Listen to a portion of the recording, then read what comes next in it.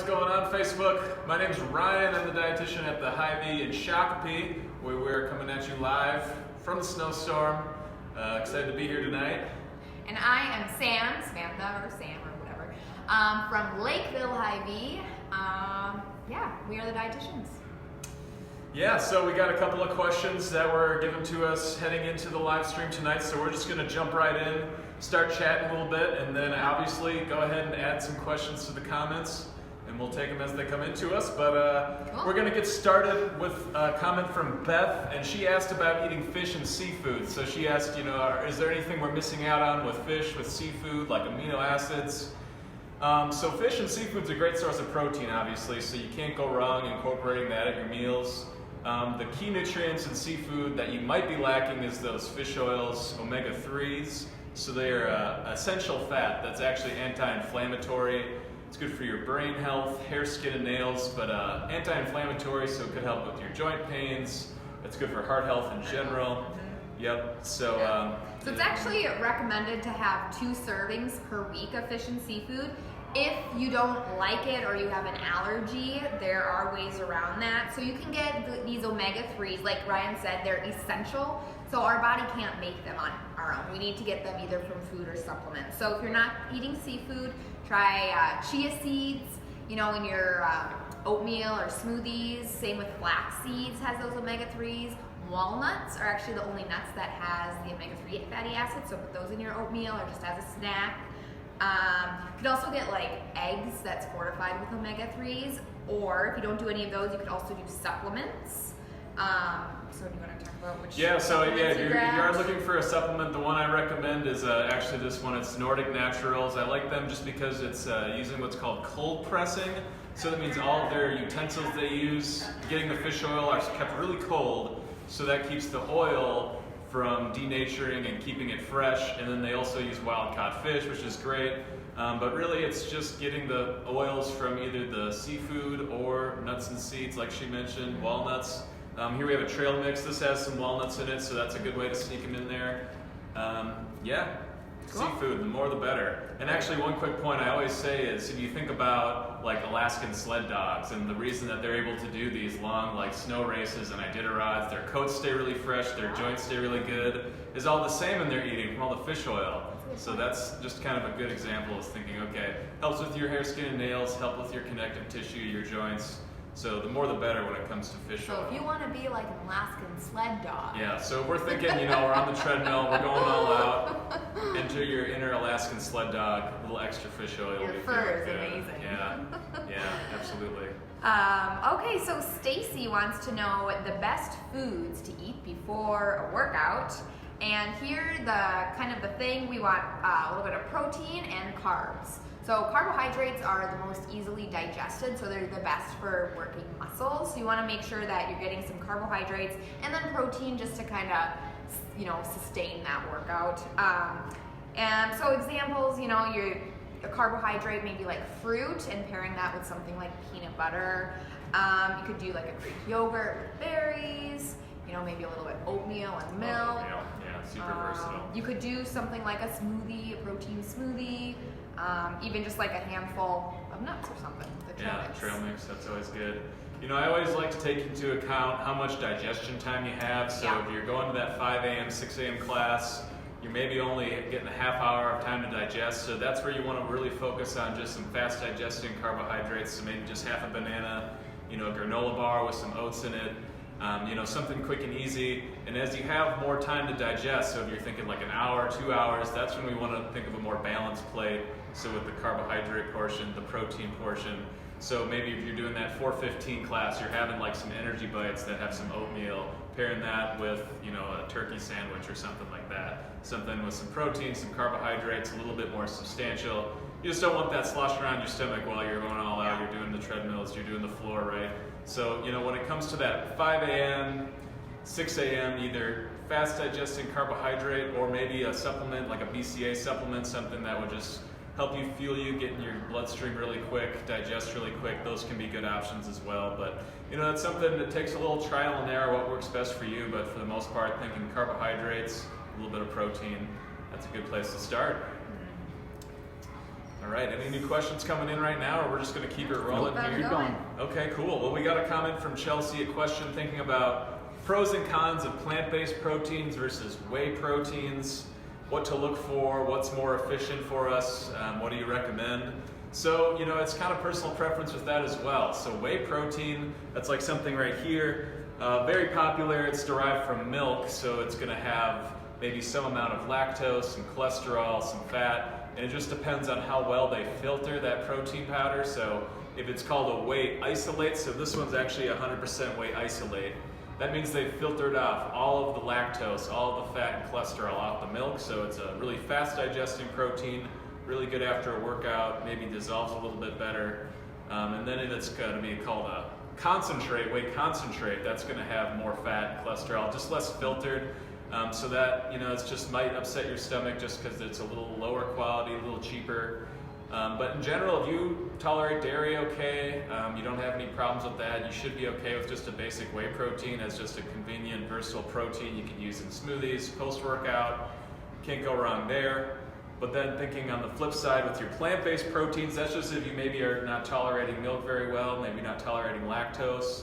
I like plant-based proteins like this because they do use a little bit more whole food ingredients. So this one will actually add some veggies, some greens, some more flax seeds, so you get those omega-3s we were just talking about. So maybe a little better for meal replacements, you know, doing like smoothies, but in general, you know, that's just a little trial and error.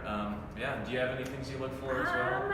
I think in terms of animal versus plant, I think what Ryan said about like digestibility, if you kind of have a dairy intolerance, maybe stray away from the whey and go for something more like a plant. Soy has all of the amino acids as a whey protein, so that's going to be a very similar protein. And I think pea protein is another good one. Yeah. I think they're starting to make it have all the amino acids as well. So yeah, I think that's all I have to say. Yeah, absolutely. You know, again, it's a little trial and error, and you know, getting a recommendation of what works best for you. But for most people, I recommend just a whey protein isolate. And then if you're thinking more meal replacements, maybe going with a plant-based protein because you just get a little bit more fiber, more whole foods. And we want to try and think of food first, not using a ton of supplements to replace meals, right?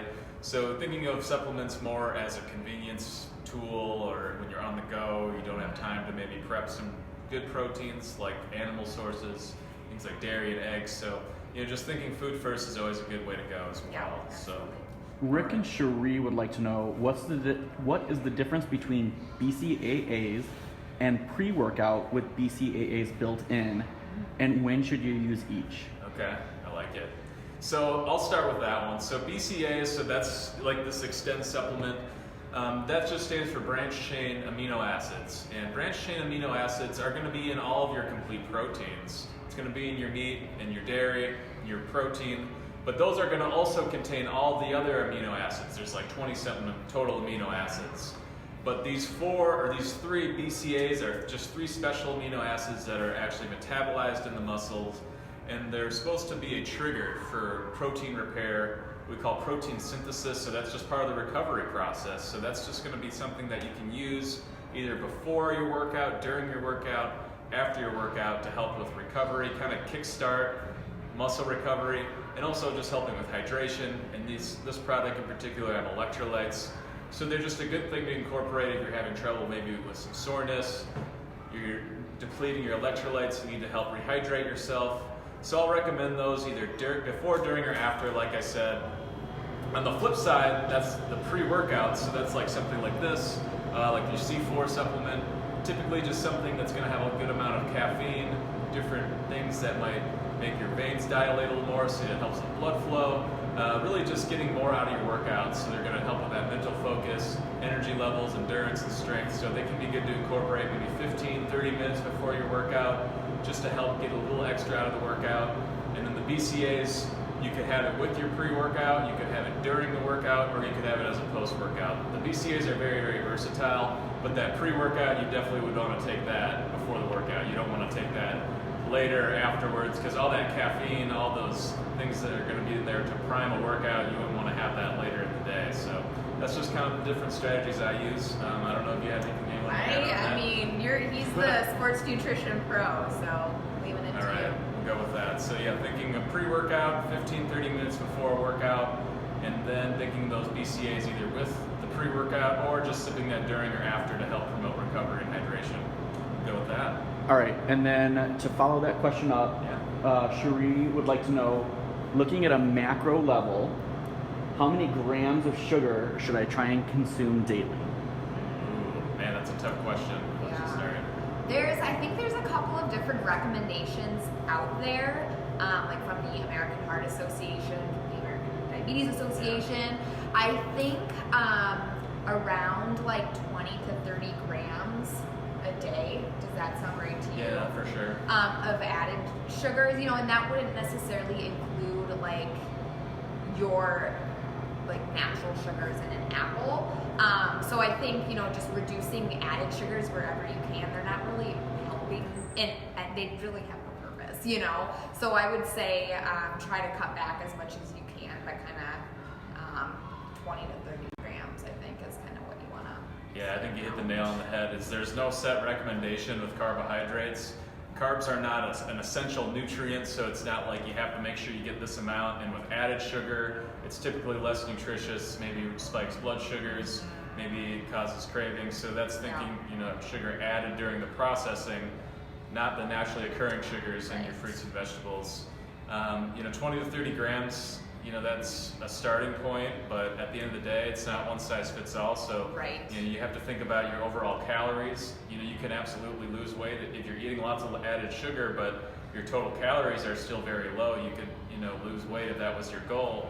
But at the end of the day, these added sugars typically just aren't the most nutrient-dense foods. It's a lot of, processed carbs, whether it's chips and crackers, sweets like candies and cakes and different baked goods like that. That's not the kind of carbohydrates we want to focus on. We want to try and get the naturally occurring, more starch-based carbohydrates like your potatoes and your bananas, all that good stuff, your whole grains, things like brown rice and quinoa.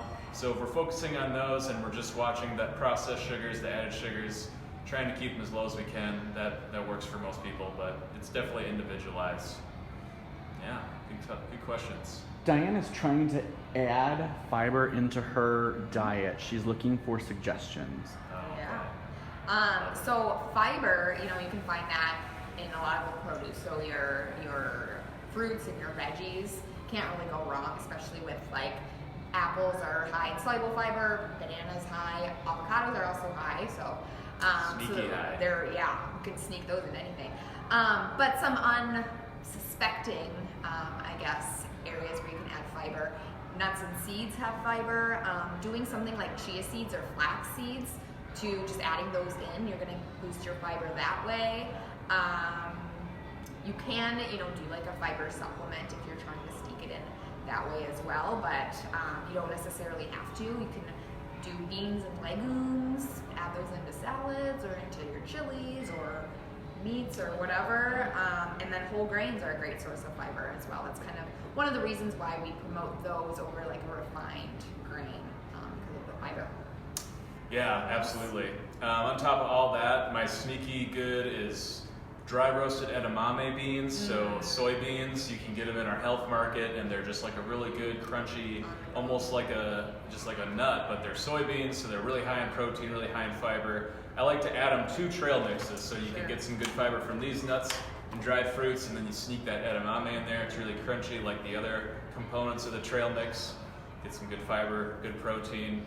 Otherwise, can't go wrong with any of your fruits and vegetables. Right. And I think dark just greens. just adding veggies wherever you can. So you're making scrambled eggs in the morning, add some peppers, spinach, or mushrooms. Or if you're making a casserole, add some, zucchini. Or if you're doing like a pasta, maybe some of that zucchini as well. Just wherever you can, try to add in your veggies, and that's going to help with your fiber intake. Yeah. Great questions. Okay. Keep going? Keep All right. rolling.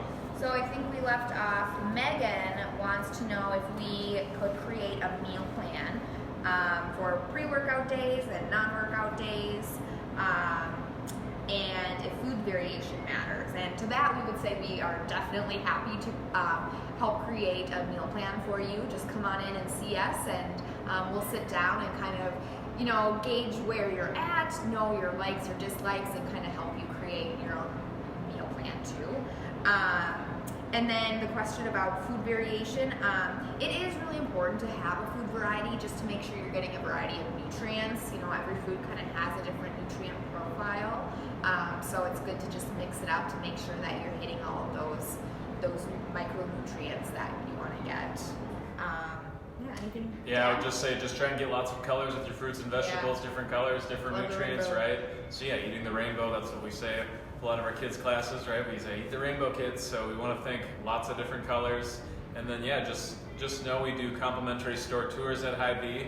We do a Monday, Wednesday, and Friday at 12 o'clock. We're by appointment, so that's just a great way to get started. We can touch base on some of your goals, what you're working on, get you a nice store tour, talk about our different services. And if you wanted more of an in-depth meal plan, that would be available for a fee, but I always say just let's do a store tour, get started there, right? And that's completely free. Get a lot of your questions answered as well. So yeah, absolutely.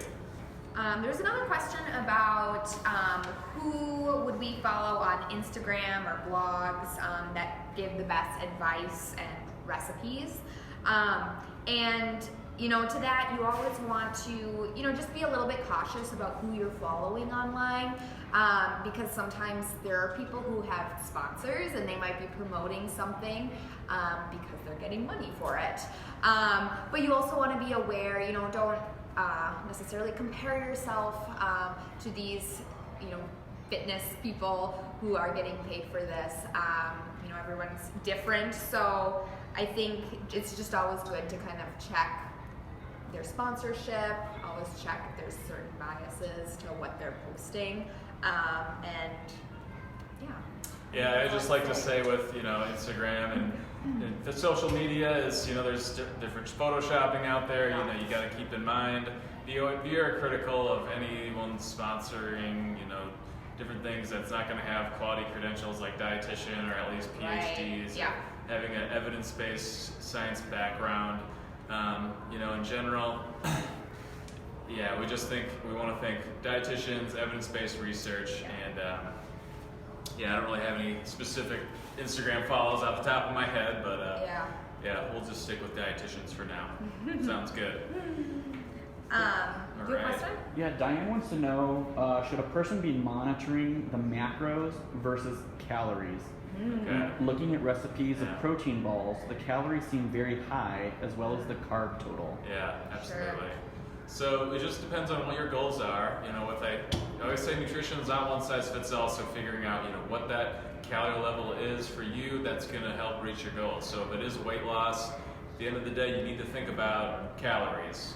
Because whether you're doing a high carb or higher fat diet, at the end of the day, it's that calorie deficit that's going to produce the weight loss. So, you do want to think about calories first and foremost, and then thinking about the sustainability, and then maybe thinking about, okay, am I doing too many carbs at certain times? I like to say carbohydrates, they're your best fuel source, so trying to focus on those maybe before and after your exercise. But thinking like an energy bite, you probably want to look mostly at the calories there, and then the added sugar if you're doing a lot of chocolate or sweeteners or honey, things like that. We want to avoid that added sugar, like we were saying, and focusing more on like your whole grain oats, maybe some peanut butter. That's all great. Yeah. And then you wanted to add calories. I think that's a great point. I think for weight loss, it is kind of all about calories in versus out, and you want to be at a calorie deficit. I think sometimes, like Ryan said, it's not one size fits all. So some people might feel, just kind of depends on if you eat more protein and you feel more satisfied after that, then that might work for you to stay under your calorie limit. But I think it is important, to get a little bit of everything, and that's probably the most sustainable for you to do the rest of your life. I like it. Team, we are 20 minutes into this conversation. If you are enjoying the content or you're finding this useful, be sure to hit the thumbs up or that heart. Show us some love. Give them likes. If you have got questions, please type them into the comment section and we will get them answered ASAP. All right. So we're just going to keep going with some of the preloaded questions we had from the other day. So Hillary asked about what is the most natural pre and post workout out there. So I talked a little bit about pre-workouts already, thinking about caffeine. So if you're thinking of the most natural pre-workout, it's going to be your natural caffeine sources. So green tea, black coffee, and then if you're thinking, like I mentioned, different vasodilators, so things that maybe make your veins a little wider, helping with blood flow. Beetroot juice is actually a really good vasodilator, so if you're thinking the most natural, it would be beetroot juice, maybe coffee or green tea. But all these pre-workout supplements out there, they're going to be processed to some extent. Maybe they'll use artificial sweeteners or stevia. I know the performance-inspired one uses stevia, so that's going to be a natural sweetener. So you just got to check out the labels because they're all going to be to some extent processed because they're using all these different dietary supplements. But when it comes to natural pre-workouts, you really can't go wrong with black coffee. Just getting some caffeine, that helps with endurance. That helps getting that mental focus. So I'll typically just say, hey, start with that. Pretty easy, right? Can't go wrong with a little black coffee. Dietitians love coffee, just so you know. Although I just started drinking it last year. Wow. But oh man. I know, but I love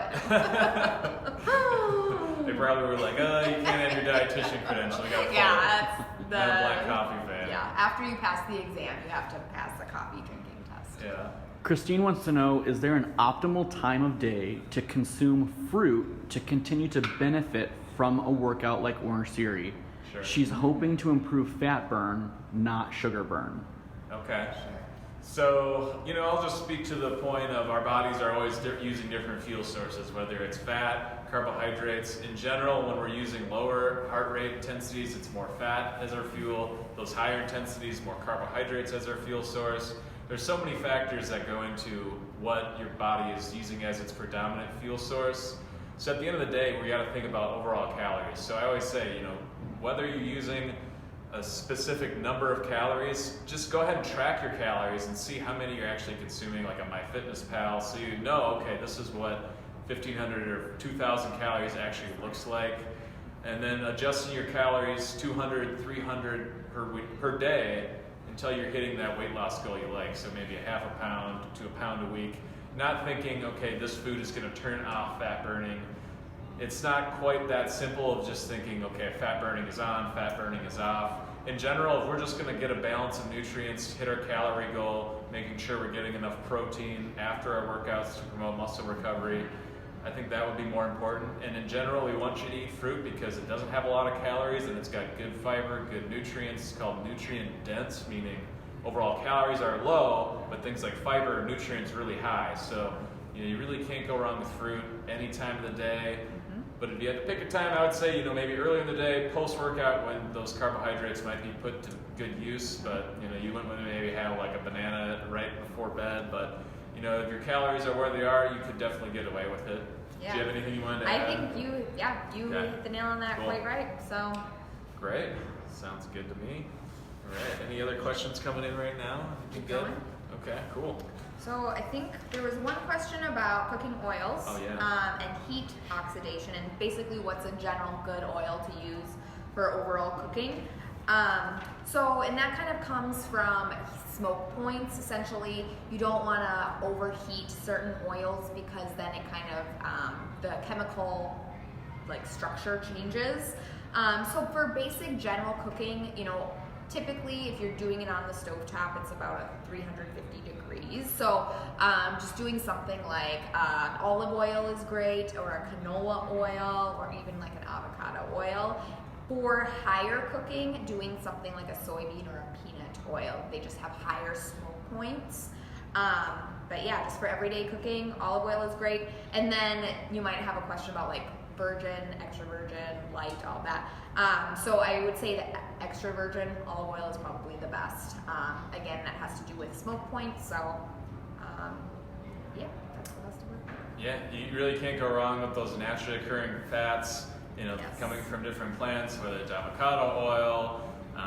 That's one of my personal favorites because that does have a really high smoke point.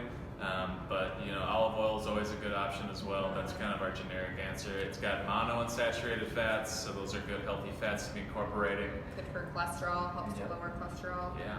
Absolutely. Oh. All right, great. So moving on here, so it looks like Tasha wanted to get our thoughts on the keto diet. So the keto diet has been around for decades. I mean, dietitians, this isn't news to us. We've been doing it in hospitals and clinics to actually treat epilepsy because of the changes in chemistry that happen in your body and your brain.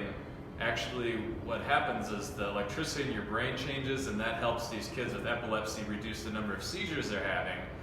But a keto diet, basically you're changing your body chemistry to use ketones as your main fuel source. And ketones are a product of fats, breaking them down, or from the fats we eat, metabolizing those. And I think I mentioned when we were talking about added sugars, there's really not an essential sugar, essential carbs. Our bodies just adapt to saying, okay, I'm going to start using fats as my fuel source because there's not carbs available. And these ketones can fuel my muscles, these can fuel my brain, so I'm going to adapt, and that's just how us as humans survived, you know, when we didn't have carbs. Thinking like Inuit people eating, you know, like in the tundra, what did they eat, you know? Fats and blubber, and they lived off of that. So that's just how our bodies adapt. And it's effective for people because they're able to eat in that calorie deficit. Maybe their blood sugars are a little better controlled, they're not having this blood sugar roller coaster, so maybe they're not having as many cravings. They might have some better focus during the day. But at the end of the day, you know, if it's something that fits your lifestyle, you can sustain it if you're incorporating some good quality fruits and vegetables for fiber. You're not just eating tons of butter and bacon. Right. You know, you can make it a pretty healthful diet, and it can definitely help reach your weight loss goals or performance goals. But I usually don't recommend it for athletes because those carbohydrates are still going to be your best fuel source, and you're going to be able to work out at a slightly higher intensity. But for a casual gym goer, you know, I'd say give it a shot. Maybe you'll change your relationship with food. Maybe you'll learn a couple new things. Maybe it'll fit well for your lifestyle. But you know, it's not something I typically recommend. You know, it's just thinking what works best for you and what fits your lifestyle and your goals, and you know, kind of going from there. Yeah. Is there anything you wanted to add on I mean, that? just like you said, you know, it's important to consider the sustainability of it. You know, are you going to do that for the rest of your life? But it could, like Ryan said, decrease, you know, your cravings for certain like sugary things, just because you're eating a lot of protein and fats that are very satiable. You do kind of want to be aware there's something called like the keto flu. Yeah, the keto flu. Which is essentially you're kind of feeling foggy and fatigued a little bit. And because you know, sugar and glucose is the most easily used nutrient for our brain, so you may kind of find that you're a little bit foggier. So again, it kind of just, some people push through that and get past it, but if that's not going to work for you, then it might not be the best option. Yeah, so, you know, it's at the end of the day, you know, people are finding a lot of research that's saying, you know, these ketones are the superior fuel source, but that's a lot of short-term research. We really don't have the decade-long research. Is it good to be in what we call nutritional ketosis for the majority of your life? We're just not quite sure yet. We don't have the evidence, and we're never going to promote anything unless we have good, sound evidence to support it. So that's just kind of the dietitian code, right? We want to have some good quality evidence. That's what we're thinking. So really, all the evidence right now is for seizures and to kind of use. Yeah, absolutely. Regina says, my questions revolve around the timing of when to consume food. Part 1, can you explain how many minutes before a workout you should eat, and perhaps some ideas on what we should eat? Let's start with that. Sure. Sounds good. Yeah. So kind of similar, I think we mentioned a little bit, like pre-workout foods, doing more of the carbohydrate protein, but focusing more on those carbs. I would say, like, timing-wise, shooting for, you know, I would say 1 to 3 hours. Yeah, that's what I use. And not necessarily by the minute, because you do want to have time to digest. If you are getting up for those really early morning workouts, you know, maybe you have something small, or do more of like a fasted workout too. I think, you know, you don't necessarily have to wake up an hour early just to have a little something if that doesn't work for you. Right, and it's just thinking about, okay, if we can drink something, you're going to digest that much quicker right? So if you only have 30 minutes or an hour, that's where we think maybe more of a liquid or those really fast digesting carbs. So like a granola bar that's got some oatmeal, different carbohydrates there, just half a banana. Or if you're going in, you want it of a liquid, even if it's like a more substantial like meal replacement shake, like a plant-based protein that maybe has some carbohydrates, has some protein, but since it's liquid, you can digest it in less than an hour.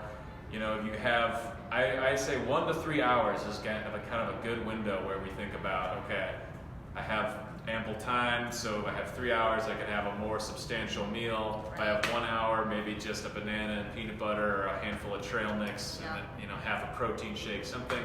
Carbs and protein is what we're looking for.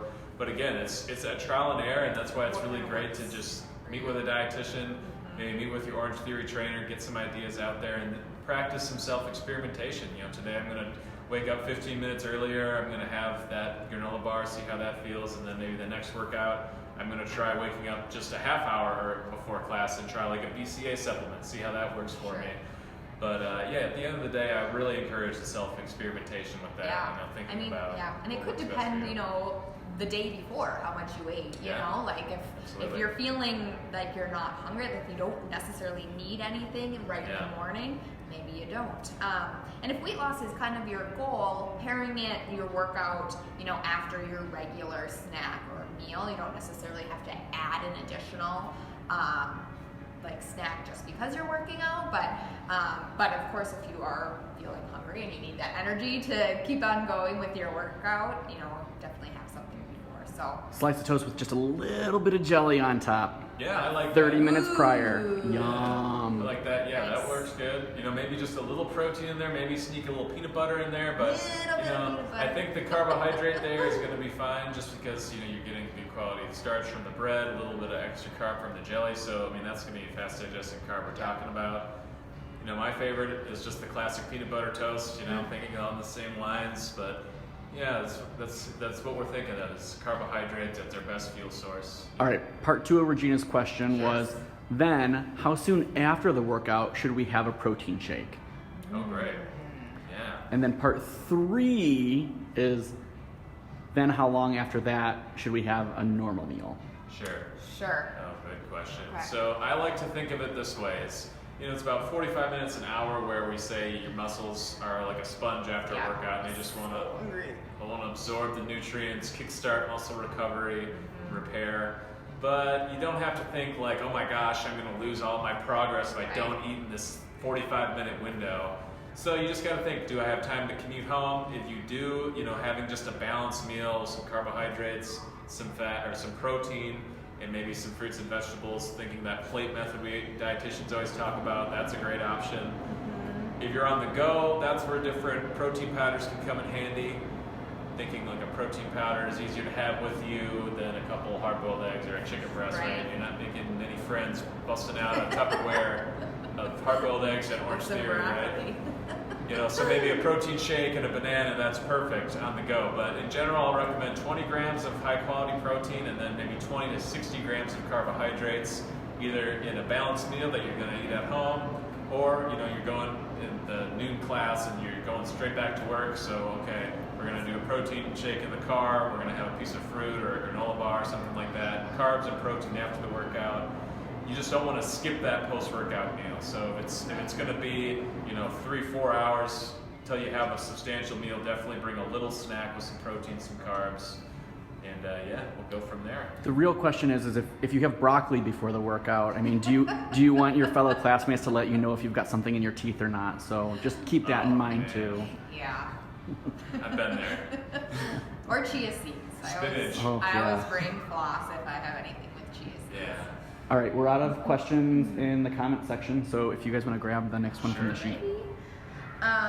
So Nikki would like to know more information regarding food sensitivities. A little bit about food sensitivities. So if you are kind of noticing, like on a regular basis, you're having certain symptoms, bloating, diarrhea, whatever, then you may have a food sensitivity. We'd always kind of suggest doing more like a food journal and logging what you're having, when you have it, and then any symptoms and what time those symptoms onset, and kind of doing that for, I would say, 3 days up to a week. and then bringing that in, and we can kind of look at any patterns with you. And then as far as like an elimination diet, it's kind of want to get to the basics, just very like non-allergen foods, and then do that for a few weeks, like 4 to 6 weeks, and then slowly adding these groups of foods in and seeing if there's any symptoms. And then if there are, that might be something you want to eliminate. If you don't, then maybe that's something that can stay, and then you would go to the next food group. Yeah, absolutely. I think it's just that trial and error we're thinking of is, okay, maybe starting this week, we're cutting out gluten, seeing how that feels, maybe lactose, things called FODMAPs, which are just different types of carbs in different fruits and vegetables that can cause IBS symptoms for individuals. So we can help you with that, doing a store tour, get a lot of your questions answered, and just getting some good feedback on, what some of the sensitivities might be for you based on some of your symptoms and, based off of some of the things you're frequently eating. And yeah, I think that's a good way to do it. All right, great stuff. So next we had a question on, this is thinking again about gluten-free. Do you recommend going gluten-free for people with Hashimoto's thyroiditis? Again, it's self-experimentation. You might not have full-blown celiac disease. It's always good to check that out. So that's when your body actually elicits an immune system response to gluten, and that can damage your small intestines over time. So definitely want to go a gluten-free diet if you have celiac disease. But individuals might have gluten intolerances. It might be promoting inflammation. So just giving it a try for 2 weeks, and if you feel better, absolutely. Yeah. But at the end of the day, it's just tough to pinpoint. It's not one size fits all, and going from there. Definitely. The Hashimoto's, it's an autoimmune disease, so people with autoimmune issues tend to have coexisting autoimmune issues. So that's kind of where that celiac disease also comes into play. So definitely get tested if you have Hashimoto's. There has been a study done that suggests that going gluten-free might have benefits for people with the Hashimoto's, but again, it could just be because of that coexisting celiac disease. So you could even benefit, from a low gluten diet if you don't have celiac but have Hashimoto's. But again, it's all trial and error, kind of seeing what you feel like and seeing what works for you. All right. So looks like we had a question from Chelsea asking about micronutrients. Great question. Thinking about what are those going to play, what's the role they play in with our fitness goals. So thinking of supplements, they should supplement a balanced diet, right? We wanted to do food first approach. But there are a few that are hard to get from food, thinking along the lines of like vitamin D. We get that from the sun hitting our skin, and then turns out in Minnesota, the sun isn't hitting our skin very often. We're covered up in the winter. The sun's not even strong enough this time of year, so if you're not eating things like milk that fortified with vitamin D, I don't know what else, egg yolks, liver. Salmon. Liver. Yeah. If you're eating liver and onions. I don't eat that very often. So the vitamin D is tough to get, so thinking of a supplement, there was a lot of the fish oil supplements, like I was mentioning, have that added in because it's a fat-soluble vitamin. But vitamin D plays a role in the immune system, energy, production, and mood as well. So this time of year, when we're starting to feel down, maybe we think it's just the weather, it's this time of year. No, it could be a vitamin D deficiency. So that's one of the things I always think about, vitamin D first. What are the ones you think of on top of your head? So I think there's something to be said about just like antioxidants in general, those types of micronutrients. So basically we're surrounded by toxins, just from breathing, but also pollutants and that type of thing. So these antioxidants can help protect ourselves against those and help protect against cancers and heart disease, that types of thing. So I think a lot of these like micronutrients and antioxidants, so things like carotenoids and lutein and all of these other words that you may or may not have ever heard of, but they're found in things, that the very bright fruits and vegetables, so you think of carrots that have vitamin A and they're good for your vision, lutein and lycopene and Lycopene, yeah. lycopene. I don't know. Anthocyanins. Oh, so Yeah. many words. But they're Anthocyanins. so really good to help protect against cancers, heart disease, Yeah. that types of things. So I think in addition to macros, these micronutrients are very important. And I think, just again, going back to the eating the rainbow, you can, having a variety of foods, a variety of nutrients, and you can most likely be hitting all these. Yeah, to add on that, if you're eating colors, fruits and vegetables, you shouldn't need a multivitamin. Right. You're getting all that from your fruits and vegetables. That might just be filling in the gaps. Typically I say you're fine without a multivitamin, focus on vitamin D, maybe a fish oil, you'll be better off. The multivitamins, you're usually not deficient in any of those, but everyone's a little different obviously, but thinking as long as you're eating lots of colors, you should be good to go. Yeah, great, good stuff. You got anything? Okay. Cheat days, are they a good idea? What do you think? Oh. Well, we don't call them cheat days. We call them morale-boosting meals, right? So I think they have their place, but I just say we don't want that all-or-nothing thinking, right? So I had one bad meal, so I might as well have the rest of the day be a bunch of garbage, right? And we just want to practice mindful eating, listening to our hunger, fullness cues. But yeah, every once in a while, enjoying life, enjoying all the good food we have, socializing with friends. You don't want to run into different disordered eating patterns where maybe you have that all or nothing thinking, being like, well, I'm having pizza now, I never can have pizza again, so I got to eat all the pizza right now. No, we don't want that thinking. We want to have good hunger, fullness cues, thinking of a balanced approach, balancing our meals, and not having that all or nothing, black and white thinking, right? Right. Good, bad, right? Yeah. So maybe instead of like an entire day, break it up during the week, or because we don't want you to feel deprived, and then like Ryan said, once you get like a little taste of pizza, you think you just need to eat the whole thing, just so kind of having some more indulgent or morale boosting meals or snacks like once in a while versus all on one day might be a better route to go. Right on, yeah. Just don't let one meal define you, and just thinking of it balanced. I like to say like 80-20 balance is a good way of thinking.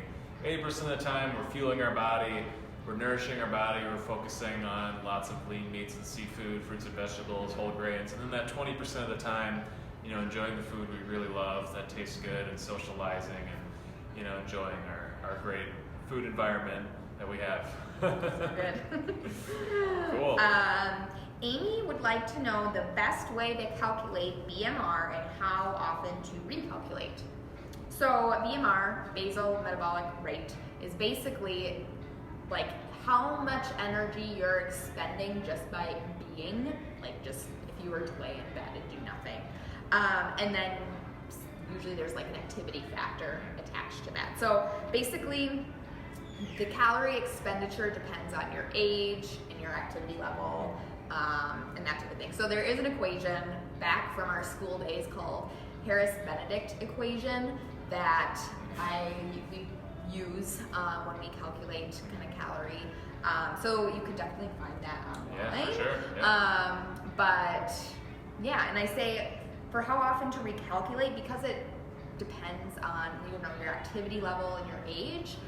Maybe whenever one of those changes, maybe yearly or whatever. And it is just kind of use as a guideline. Yeah. It's going to be really different each day, just again depending on how active you are that day.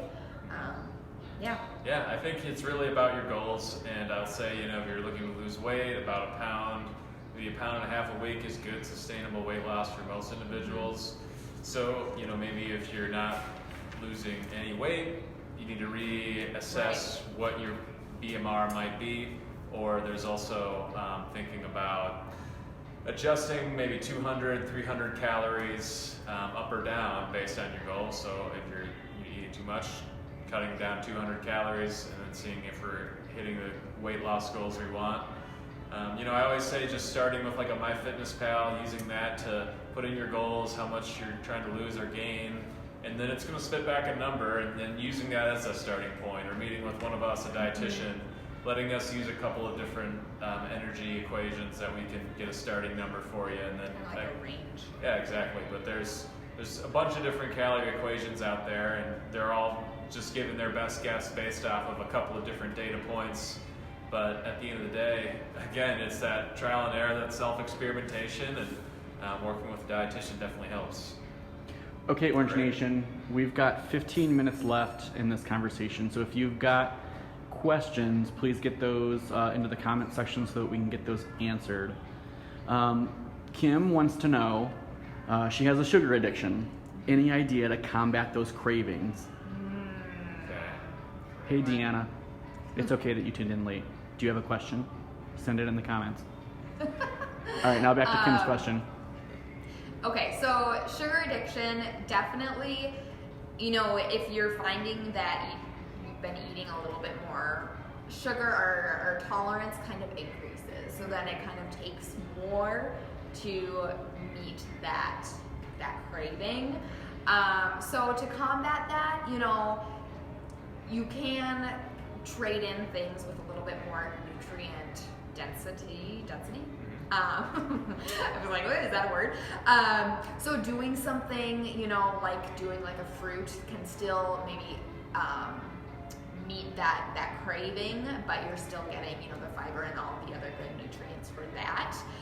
After having a little bit of piece of dark chocolate is just totally acceptable too. You're getting some antioxidants with that, and just really, this is called kind of like a mindful eating practice, but taking like a bite and just really thinking about the flavors and everything that you're tasting during that bite. And then you set it down and you kind of think about what you're tasting, do it again. So this kind of, it is a practice, but it makes you really enjoy and appreciate that taste. And so after that, you just may be satisfied.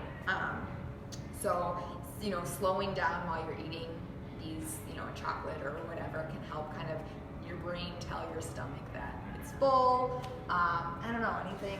I always just say trying to get more balance in your meals. So, Right. Instead of focusing on so many carbohydrates, trying to just get more protein and more fiber. It's going to tell your brain, I've been fed. If you're getting more balance at breakfast, lunch, and dinner, as in getting just more fiber and more protein, your blood sugars might be a little more controlled, where instead of being really high at breakfast and then it crashes down, and maybe you're feeling that craving when your blood sugar's crashing. So we get some more fiber, some more protein. Instead of that big blood sugar spike, it's more of a gradual spike, and we're able to control our cravings that way. Otherwise, there's different sweeteners out there that might help, because they're not going to have calories, but they're still going to kind of feed into that cravings at times. So sometimes those might not be helpful, but they're still not going to have calories, so they're not going to really impact your weight loss goals. Right. But we still want to think about moderation with those too. Right. And at the end of the day, I just trying to think, okay, is there anything that we're missing out on? Like, have we not Right. gotten enough fiber, B vitamins, essential fats? Maybe some essential fats, so some walnuts, that will help your craving. Otherwise, my personal favorite is using things like nut butters and peanut butters, those really rich fats that really have a lot of flavor to them. And they have a little bit of sweetness too. Yeah, to as kind well. of, Another good one is Lily's chocolate. They use erythritol, which is a sugar alcohol, so that tastes sweet but won't raise your blood sugar. So that can be helpful. There's a lot of bars that will use sugar alcohols to sweeten things up, but certain ones, maltitol specifically, might upset your stomach. Right. But erythritol, so that's in a lot of things like Quest bars. It's in like your Halo Top ice cream. Those people tend to tolerate a little bit better. So maybe something with a little sugar alcohol might be a good option. But at the end of the day, just trying to get more balance, trying to maybe control the blood sugars a little bit. Yeah. That goes a long way. And, yeah. like she mentioned, mindful eating. Just getting like a really good dark chocolate, and Yeah. just even chocolate chips and eating them one at a time, thinking about how good it is, and just being mindful and slowing down. Practicing the 3-bite rule. 3-bite rule. You Yeah, take, that's a if great you option. do have like a little bit of piece of chocolate cake, you take a bite, set your fork down. Again, maybe think about all the flavors. Maybe have a conversation, and maybe do that 2 more times, and then try after that. Just push it away. You're done, and see if that helps. And then as you do try, or kind of like when we eat more sugar, our tolerance increases. As you find that you decrease your sugar intake, your tolerance will decrease as well. So, I think kind of like they say, it takes like 21 days for a habit to kind of stick. Research shows, same with like sodium and sugar, once you kind of decrease your intake, after that that a few week mark, you might be a little bit more sensitive, like, wow, that's really sweet.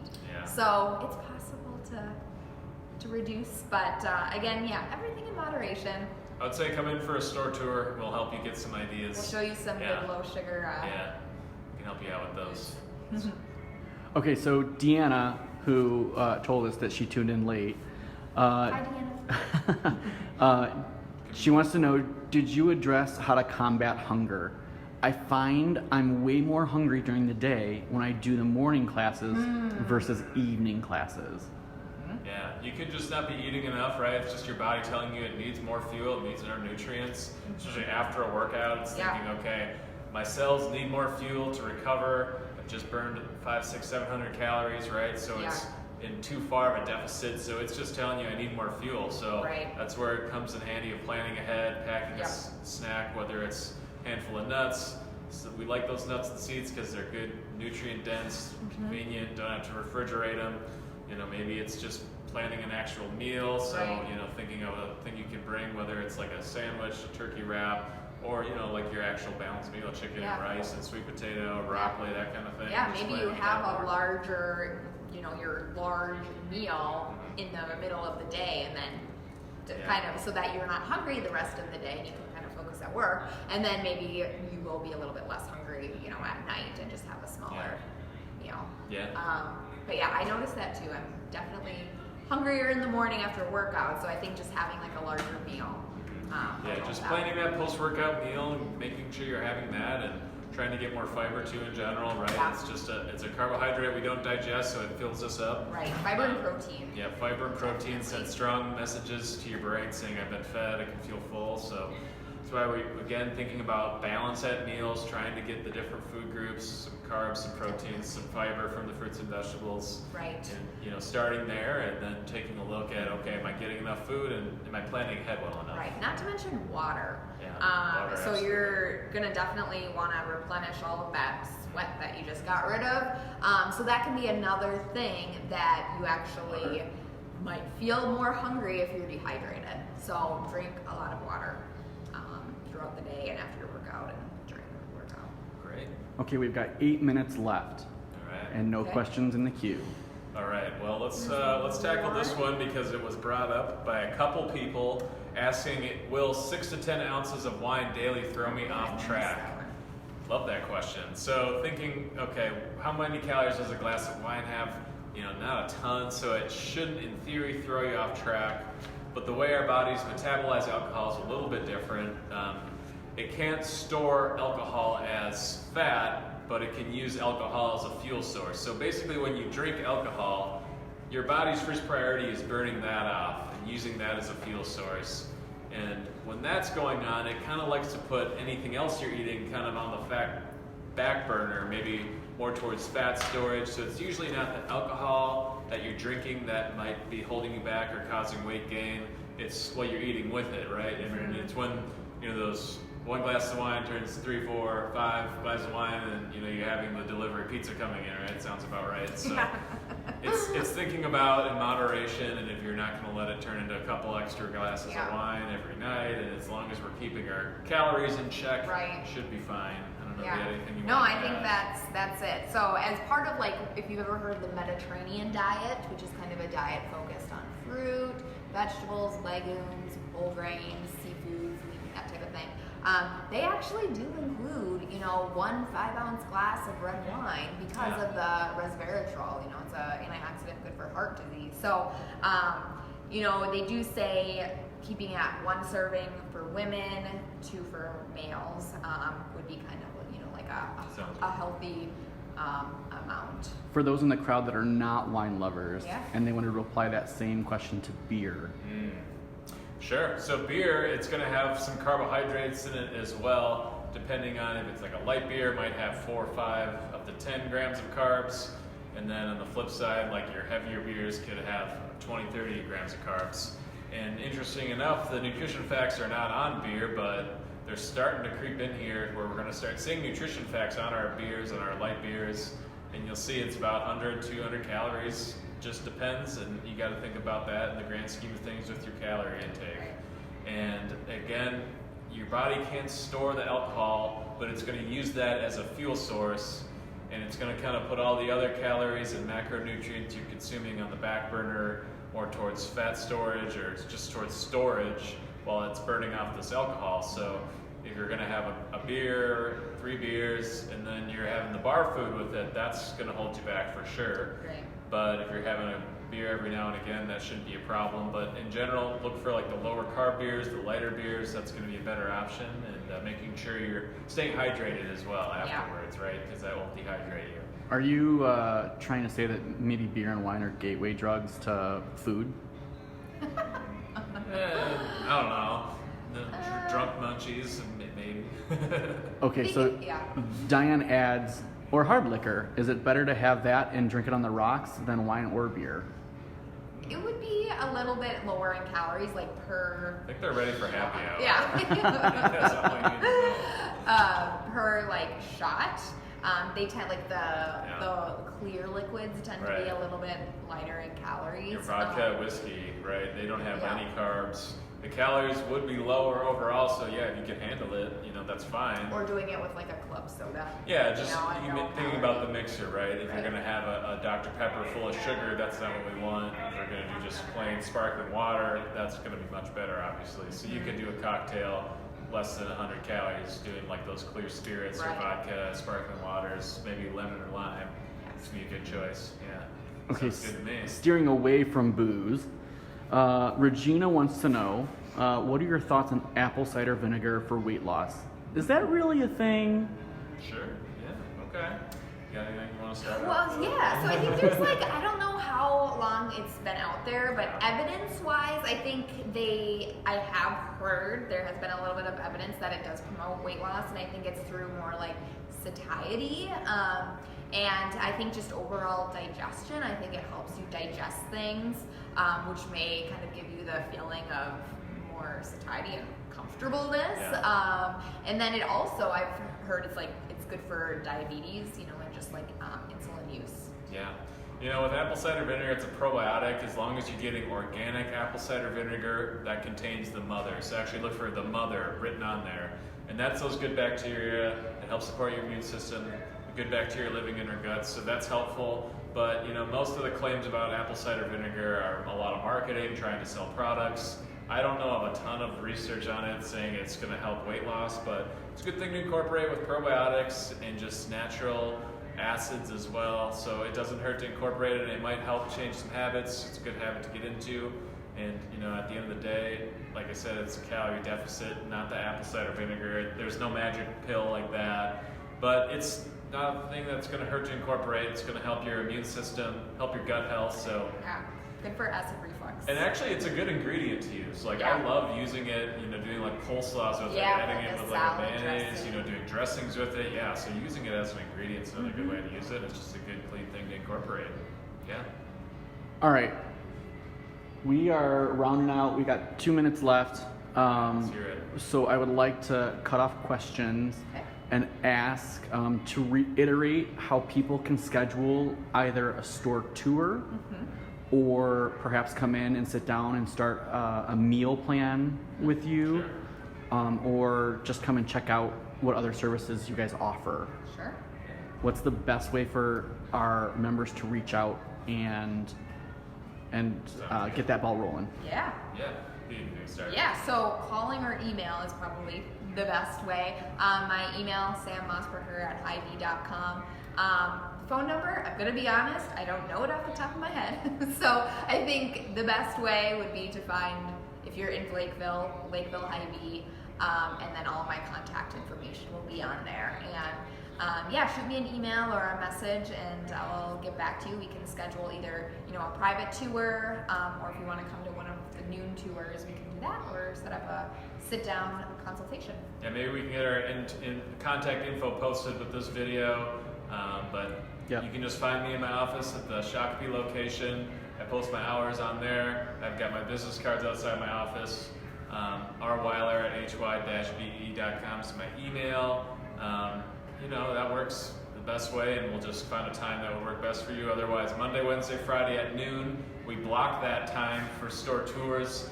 but we keep them specific to different diseases. So Mondays we try and focus on diabetes, Wednesdays blood pressure, and Fridays heart health, but just an individual store tour, those are always complimentary, so just shooting us an email or giving us a call, we can see what we can do, get you on the schedule. And about how long is a store tour? I say about 45 minutes. Yeah. I'm planning for 45 minutes. Okay. It's a good place. And then if they come in and sit down and want to do a meal plan, about how long? Usually anywhere from 30 to an hour, I would say, for consults. Okay. If it takes, that's that. Right, and that's just charged on an hourly rate, and that's something that we would just discuss in person. And then, like I said, the store tours are free, so that's just the best place to get started. Yeah. Where we can get a lot of your questions answered and really get hands-on in the store, which is a lot of fun. All right, team. I hope that we provided you a lot of information that you can use and implement to slay this transformation challenge. If we didn't get to your question that you had asked previously in what I like to call the stock pile of questions, we will answer those in the next live stream, which is in about 2 weeks. And that's all. Thanks very much. We've got a lot of comments coming through saying thank you guys so much. This was Thanks, OTF fam. incredibly useful, and everyone's excited. So Good. thanks very much. Thank you. All right. Love you guys. Thanks, luck. Orange Nation. Have a great night. Great job. You got it.